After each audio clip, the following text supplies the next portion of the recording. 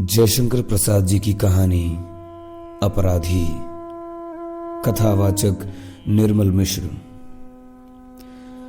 वनस्थली के रंगीन संसार में अरुण किरणों ने ठिलाते हुए पदार्पण किया और वे चमक उठी। देखा तो कोमल किसलय और कुसुमों की पंखुड़ियां वसंत पवन के पैरों के समान हिल रही थीं। पीले पराग का अंगराग लगने से किरणें पीली पड़ गईं। वसंत का प्रभात था।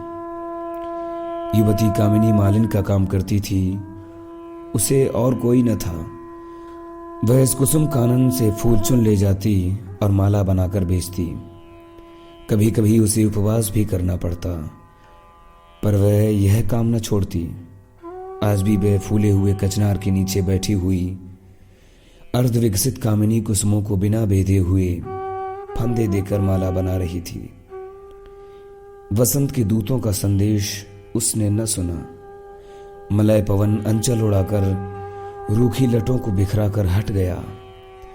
मालिन बेसुध थी। वह फंदा बनाती जाती थी और फूलों को फंसाती जाती थी। द्रुत गति से दौड़ते हुए यशु के पद शब्द ने उसे त्रस्त कर दिया। वह अपनी फूलों की टोकरी उठाकर भयभीत होकर सिर झुकाए खड़ी हो गई। राजकुमार आज अचानक उधर वायु सेवन के लिए आए थे। उन्होंने दूर से ही देखा, समझ गए कि वह युवती त्रस्त है। बलवान अश्व वहीं रुक गया। राजकुमार ने पूछा, तुम कौन हो? खुरंगी कुमारी के समान बड़ी बड़ी आंखें उठाकर उसने कहा, मालिन। क्या तुम माला बनाकर बेचती हो? हाँ। यहां का रक्षक तुम्हें रोकता नहीं? नहीं, यहां कोई रक्षक नहीं है। आज तुमने कौन सी माला बनाई है? यही कामिनी की माला बना रही थी। तुम्हारा नाम क्या है? कामिनी। वाह, अच्छा, तुम इस माला को पूरी करो, मैं लौटकर उसे लूंगा। डरने पर भी मालिन ढीठ थी। उसने कहा, धूप निकल आने पर कामिनी का सौरभ कम हो जाएगा। मैं शीघ्र आऊंगा, कहकर राजकुमार चले गए। मालिन ने माला बना डाली। किरणें प्रतीक्षा में लाल पीली होकर धवल हो चली। राजकुमार लौटकर नहीं आए। तब उसी ओर चली जिधर राजकुमार गए थे। युवती बहुत दूर न गई होगी कि राजकुमार लौटकर दूसरे मार्ग से उसी स्थान पर आए। मालिन को न देखकर पुकारने लगे, मालिन, ओ मालिन। दूरागत कोकिल की पुकार सा वह स्वर उसके कान में पड़ा। वह लौट आई। हाथों में कामिनी की माला लिए वह वन लक्ष्मी के समान लौटी। राजकुमार उसी दिन सौंदर्य को सकुतूहल देख रहे थे। कामिनी ने माला गले में पहना दी। राजकुमार ने अपना कौशेय उष्णीष खोलकर मालिन के ऊपर फेंक दिया। कहा, जाओ इसे पहनकर आओ। आश्चर्य और भय से लताओं की झुरमुट में जाकर उसने आज्ञानुसार कौशेय वसन पहना। बाहर आई तो उज्ज्वल किरणें उसके अंग अंग पर हंसते हंसते लोटपोट हो रही थी। राजकुमार मुस्कुराए और कहा, आज से तुम इस कुसुम कानन की वन पालिका हुई हो, स्मरण रखना। राजकुमार चले गए। मालिन किंग कर्तव्य विमूढ़ होकर बधूक वृक्ष के समान बैठ गई। वसंत बीत गया, गर्मी जलाकर चली गई। कानन में हरियाली फैल रही थी। श्यामल घटाएं आकाश में और शस्य शोभा धरणी के एक सघन सौंदर्य का सृजन कर रही थी। वन पालिका के चारों ओर मयूर घेर कर नाचते थे। संध्या में एक सुंदर उत्सव हो रहा था। रजनी आई। वन पालिका के कुटीर को तम ने घेर लिया। मूसलाधार वृष्टि होने लगी। युवती प्रकृति का मदविह्वल लास्य था। वन पालिका पर्ण कुटीर के वातायन से चकित होकर देख रही थी। सहसा बाहर कंपित कंठ से शब्द हुआ, आश्रय चाहिए। वन पालिका ने कहा, तुम कौन हो? एक अपराधी। तब यहां स्थान नहीं है। विचार कर उत्तर दो, कहीं आश्रय न देकर तुम अपराध न कर बैठो। वन पालिका विचारने लगी। बाहर से फिर सुनाई पड़ा, विलंब होने से प्राणों की आशंका है। वनपालिका निसंकोच उठी और उसने द्वार खोल दिया। आगंतुक ने भीतर प्रवेश किया। वह एक बलिष्ठ युवक था। साहस उसकी मुखाकृति थी। वह एक बलिष्ठ युवक था। साहस उसकी मुखाकृति थी।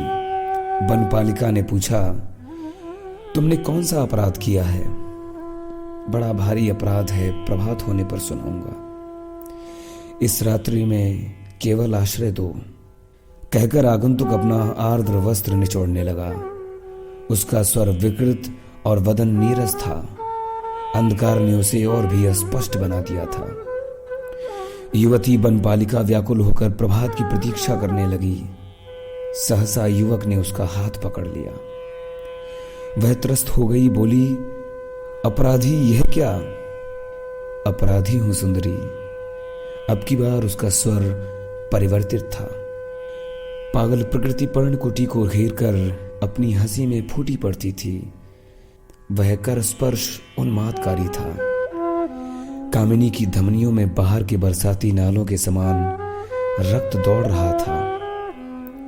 युवक के स्वर में परिचय था, परंतु युवती की वासना के कुतूहल ने भय का बहाना खोज लिया। बाहर करकापात के साथ बिजली कड़की। वनपालिका ने दूसरा हाथ युवक के कंठ में डाल दिया। अंधकार हंसने लगा। बहुत दिन बीत गए, कितने ही बरस आए और चले गए। वह कुसुम कानन जिसमें मोर, शुक और पिक फूलों से लदी झाड़ियों में विहार करते थे, अब एक जंगल हो गया। अब राजकुमार वहां नहीं आते थे। अब वे स्वयं राजा हैं। सुकुमार पौधे सूख गए। विशालकाय वृक्षों ने अपनी शाखाओं से जकड़ लिया। उस गहन वन में एक कोने में पर्णकुटी थी। उसमें एक स्त्री और उसका पुत्र दोनों रहते थे। दोनों बहेलियों का व्यवसाय करते, उसी से उनका जीवन निर्वाह होता। पक्षियों को फंसाकर नागरिकों के हाथ वह बालक बेचा करता। कभी कभी मृग शावक भी पकड़ ले आता। एक दिन वनपालिका का पुत्र एक सुंदर कुरंग पकड़कर नगर की ओर बेचने के लिए ले गया। उसकी पीठ पर बड़ी अच्छी बूटियां थी।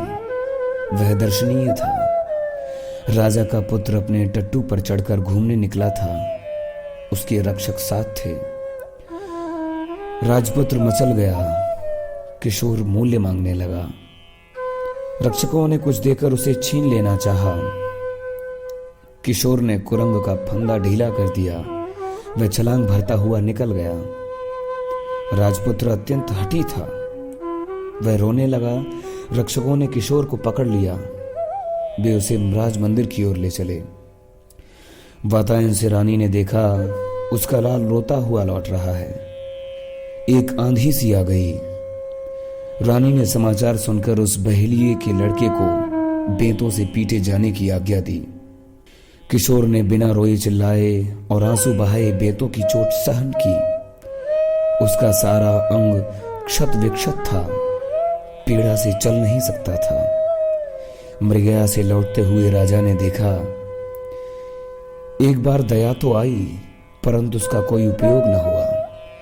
रानी की आज्ञा थी। वनपालिका ने राजा के निकल जाने पर किशोर को गोद में उठा लिया। अपने आंसुओं से घाव धोती हुई उसने कहा, आह, वे कितने निर्दयी हैं। फिर कई वर्ष बीत गए। नवीन राजपुत्र को मृगया की शिक्षा के लिए, लक्ष्य साधने के लिए वही नगरोपकंठ का वन स्थिर हुआ। वह राजपुत्र हिरणों पर, पक्षियों पर तीर चलाता। वनपालिका को अब फिर कुछ लाभ होने लगा। हिरणों को हाँकने से, पक्षियों का पता बताने से कुछ मिल जाता है, परंतु उसका पुत्र किशोर राजकुमार की मृगया में भाग न लेता। एक दिन बसंत की उजली धूप में राजा अपने राजपुत्र की मृगया परीक्षा लेने के लिए 16 बरस बाद उसी जंगल में आए। राजा का मुंह एक बार विवर्ण हो गया। उस कुसुम कानन के सभी सुकुमार पौधे सूखकर लोप हो गए हैं। उनकी पेड़ियों में कहीं कहीं 2-1 अंकुर निकलकर अपने प्राचीन बीज का निर्देश करते थे। राजा स्वप्न के समान उस अतीत की कल्पना कर रहे थे। पहेरियों के वेश में राजपुत्र और उसके समवयस्क जंगल में आए। किशोर भी अपना धनुष लिए एक ओर खड़ा था। कुरंग पर तीर छूटे। किशोर का तीर कुरंग के कंठ को भेदकर राजपुत्र की छाती में घुस गया। राजपुत्र अचेत होकर गिर पड़ा। किशोर पकड़ लिया गया। इधर वनपालिका राजा के आने का समाचार सुनकर फूल खोजने लगी थी। उस जंगल में अब कामिनी कुसुम नहीं थे। उसने मधुक और दूर्वा की सुंदर माला बनाई, यही उसे मिले थे। राजा क्रोध से उन्मत्त थे। प्रतिहिंसा से कड़क कर बोले, मारो। बधिकों के तीर छूटे। वह कमनीय कवलेवर किशोर पृथ्वी पर लौटने लगा। ठीक उसी समय मधुक मालिका लिए वनपालिका राजा के सामने पहुंची। कठोर नियति जब अपना विधान पूर्ण कर चुकी थी, तब कामिनी किशोर के शव के पास पहुंची। उसने हृदय में घुस जाने वाली आंखों से एक बार राजा की ओर देखा और भी देखा राजपुत्र का शव। राजा एक बार आकाश और पृथ्वी के बीच में हो गए, जैसे वे कहां कहां से चले आए। राजपुत्र का शोक और क्रोध वेग से बहती हुई बरसाती नदी की धारा में बुल्ले के समान बह गया। उनका हृदय विषय शून्य हो गया। एक बार सचेत होकर उन्होंने देखा और पहचाना अपना वही जीर्ण कौशेय उष्णीश वनपालिका। राजा कामिनी की आंखों में आंसू नहीं थे। यह कौन था? गंभीर स्वर में सर नीचा किए वनपालिका ने कहा, अपराधी। जयशंकर प्रसाद जी की कहानी अपराधी। कथावाचक निर्मल मिश्र।